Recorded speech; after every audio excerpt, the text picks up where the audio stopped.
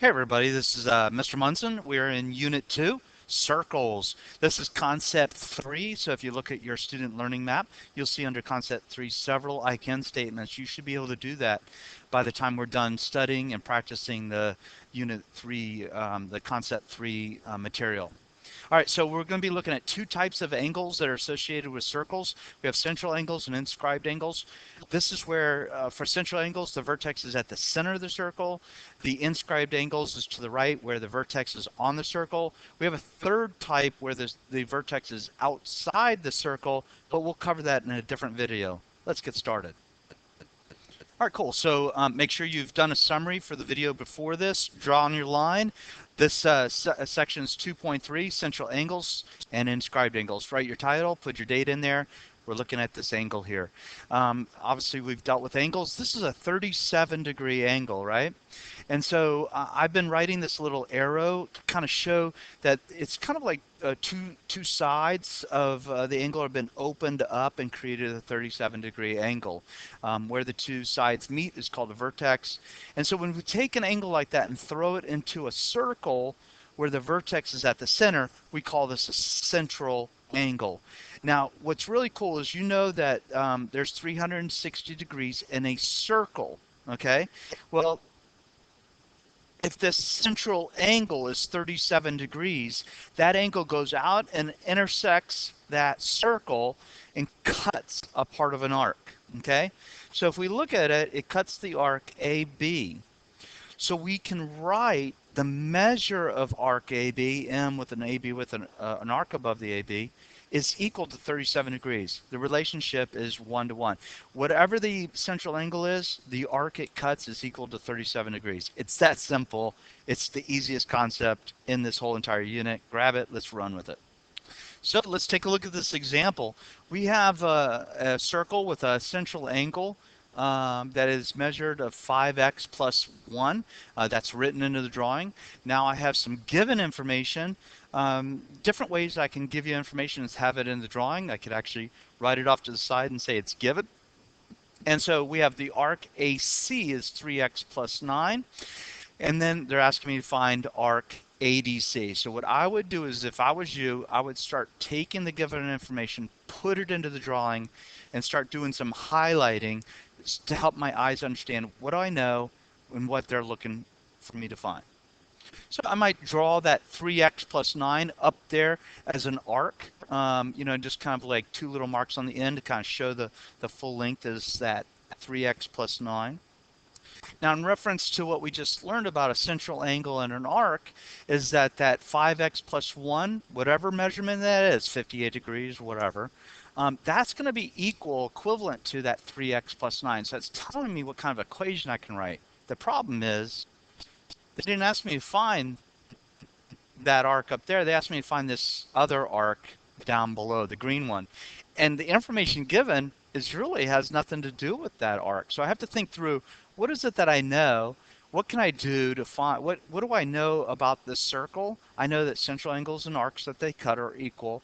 And then I might be just stuck at this point, not sure what I can do next. So the move I would make if I was you is go find what you can find and see if that leads you to the part that you need to know.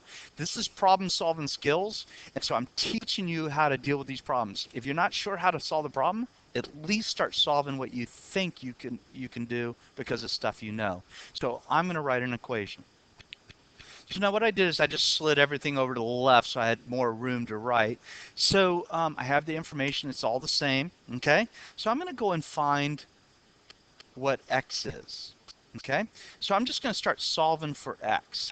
Okay, so I write an equation, 3x plus 9 equals 5x plus 1, not just because I want to, it's because that's absolutely true. The central angle of 5x plus 1 is equal to the arc it cuts, 3x plus 9. So I just write that equation. Now, I have an x over here. You can see it with the little box around it. That's a way of organizing to show you what it is I'm working on right there. I'm finding x. I do that so that you can follow and understand what it is I'm doing. But it's also trying to teach you to do the same. See, you're going to be turning in things to me and you want me to find your work. So I'm encouraging you to start using notation like this. When you go to find X or when you go to find an angle or something, you put down what it is you're looking for and then you put like a half box around it, and that way the person who's analyzing your work can quickly and easily find your work. All right, so now I'm just going to solve that equation, and I simply find that X is equal to 4. But again, that's not the question. The question is, what is ADC, right? That's what they're looking for. So what I'm going to do next is I'm going to go find the arc AC. Now the reason is that once I find out what the arc AC is, I know that the entire circle, all the arcs of the circle add up to 360. So if I could find out what AC is, then I'll just simply subtract it away from 360 and find the answer. So I plug it in and I find that the measure of AC is equal to 21 degrees. Now, if you look at that angle over there, that angle is not 21 degrees. It's actually greater than 90 degrees visually. Okay, so I'm trying to teach you as we go along not to trust your eyes. Don't believe, oh, that's got to be an obtuse angle greater than 90 degrees, and I got 21 degrees, not working out right. Don't worry about that. The equation that we're working on is the facts. Okay, so our eyes can mislead us. I might be a horrible drawer, and so you just got to go with the facts. Okay, I'm teaching you to treat the facts as where the direction that you need to go in, not your eyes. Okay, so now that I know that arc AC is equal to 21 degrees, then I should be able to find arc ADC. Now 3 letters because it's a major arc. I make sure you're following along and understanding the notation. If you're having trouble keeping and managing that, you come and see me and I'll walk you through some more practice with that. So if you take a look at this equation, it says the green arc ADC plus the red arc AC has to equal 360 degrees. That totally makes sense. So then I bring down and I put 21 degrees in the AC arc, which I just found above here. And I'm just going to treat this like a regular algebra equation. Subtract 21 from both sides. I get the major arc. ADC is equal to 339. Easy as pie. Let's move on. All right, it's time for you to try it. Put me on pause, and let me tell you what it is I want you to find. So this says find Y for circle P. And so that's the notation. A circle with a dot in it with the letter P tells you P is the midpoint or is the center of this circle. I can tell by, since P is the center, that we're dealing with central angles. Okay?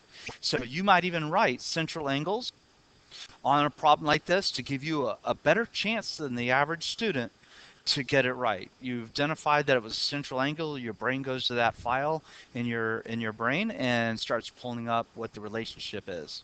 Angle equals arc. All right, put me on pause and see if you can do this one on your own. I love central angles. It's so quick and easy. The angle and the arc are exactly the same measures. They're completely different concepts. One is an angle, one is an arc. One is part of the circle, one is made up of sides and it's opened up and it creates this angle. Two completely different worlds, but since they're both measured in degrees and there's this relationship between the central angle that cuts the arc and the arc's measure, we just set them equal. Super easy. Let's move on. Are a little bit more interesting of a problem. And I have to ask you, again, we're looking at a central angle here. They give me some information. So my first thought would be take that information and put it in the drawing. So just put me on pause for now. Don't worry about working this out. You're welcome to move on and do it. But the first step is going to be to put the information in. So put me on pause and see if you know how to take this information and put it in drawing. Then come back and check it, and then we'll move on. All right, so I got that angle information up there. I draw a little arrow and put 4x plus 9, how you want to do it. I put 21 over here. I didn't draw the bars and all that stuff like we did on the previous problem on the one of the very first examples. I just basically put it there because I can tell from visually that the arc ADC is 271 degrees. There's no real other information that's competing in my eyes there. All right, great. I've got that. And so now I give you the instructions, find X. Okay, now this one's a little bit more challenging, so I want you to go ahead and try to think this through. It's not too hard, and if you get this one, I'm just so rooting that you're going to get this one. Okay, so let's go ahead and put me on pause so you can do this one on your own. So this is an improper equation. So if you did this right here, I want you to pay real close attention. I want you to understand why this doesn't work, okay? So if you look at the 4x plus 9, that central angle is over there pointing kind of up to the 10 o'clock position. The 271 is the arc on the other side of that angle.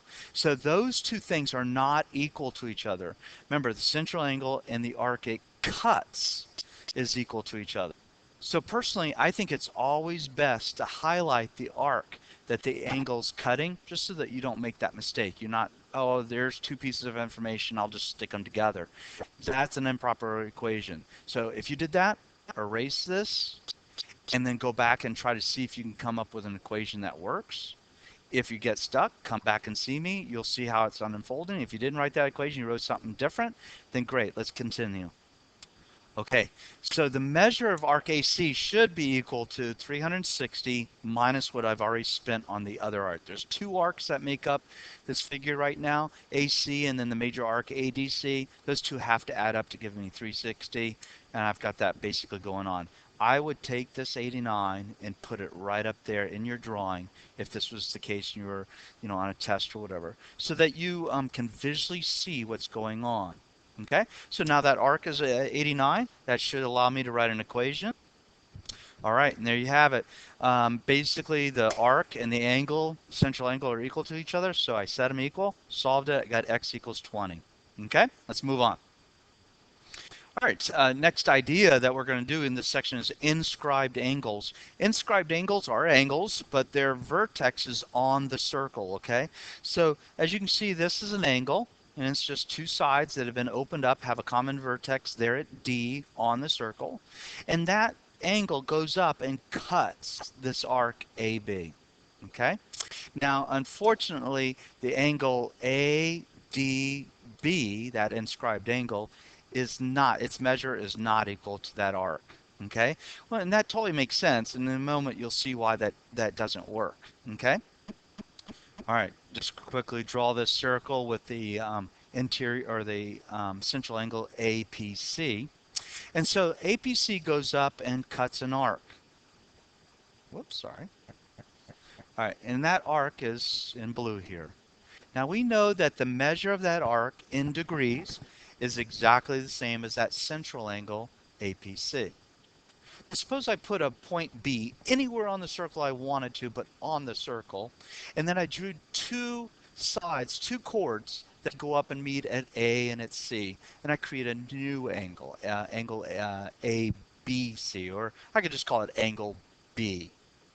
Now, B is not the same size as the central angle. Matter of fact, it's actually smaller, and I'll show you what I mean.